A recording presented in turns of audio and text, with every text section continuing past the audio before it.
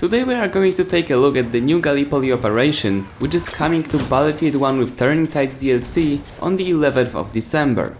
It combines both of the new maps together, and that being Cape Helles and Achi Baba, and I have to honestly say that I was surprised when I first played it. I didn't really expect that good operation map, especially considering the fact that both of those maps were designed for Conquest game mode.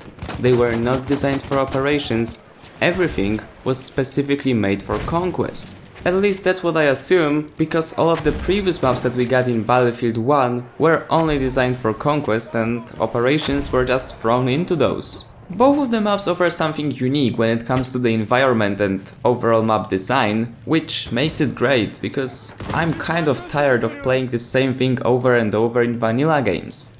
Or maps actually.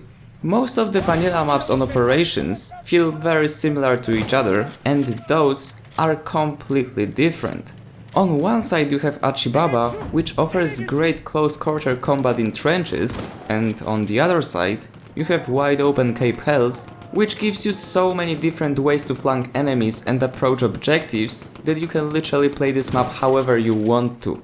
And as we are talking about Cape Helles, don't worry guys, I know some of you have been asking questions about whether the snipers are irritating on this map. No, they're not, because there is a heavy fog 24/7. You can't really snipe through it on the longer ranges, unless someone is spotted of course, but then again, if someone is spotted, he's gonna die either way.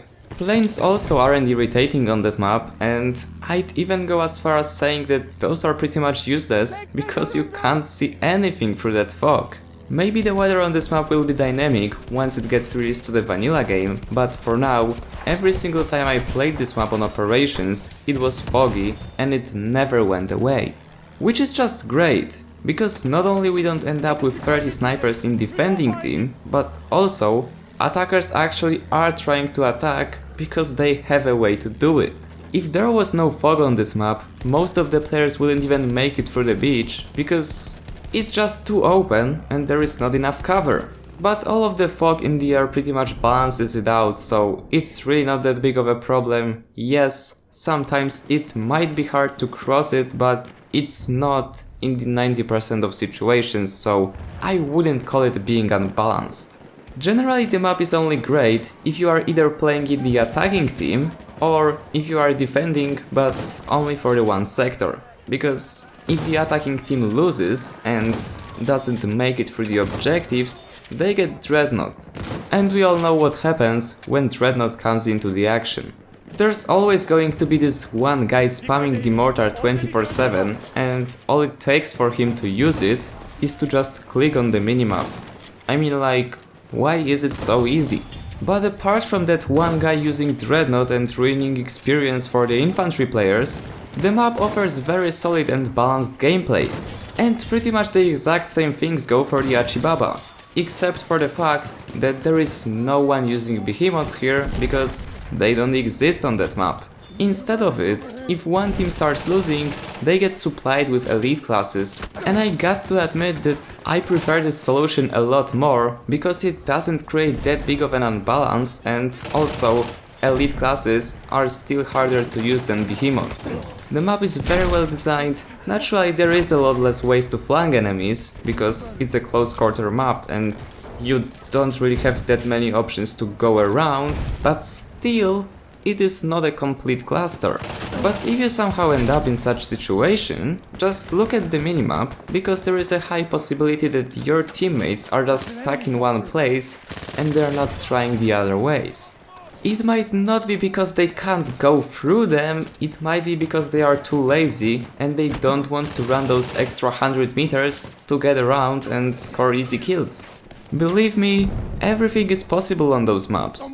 Same as my squad XP boost in CTE, which I don't know where it came from because there is no battle packs here, so how could I even drop it? As I already said, both of those maps are very well designed and there isn't really that much to talk about here, you just have to try it out for yourself. The only thing I'm disappointed about is the fact that DICE did the same thing they did with Tsaritsyn in the In the Name of the Tsar DLC.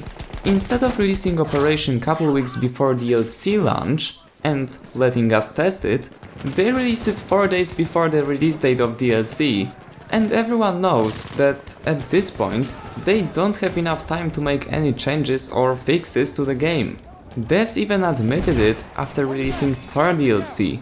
They said that they could potentially go with Tsaritsyn having 5 flags, but the feedback they got from the community was given them 5 days prior to DLC launch, and we all know it's not possible to redesign the whole map in that short time.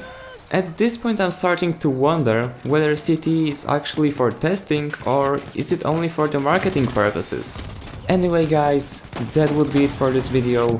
If you enjoyed, remember to leave a like, subscribe, and I see you on the battlefield.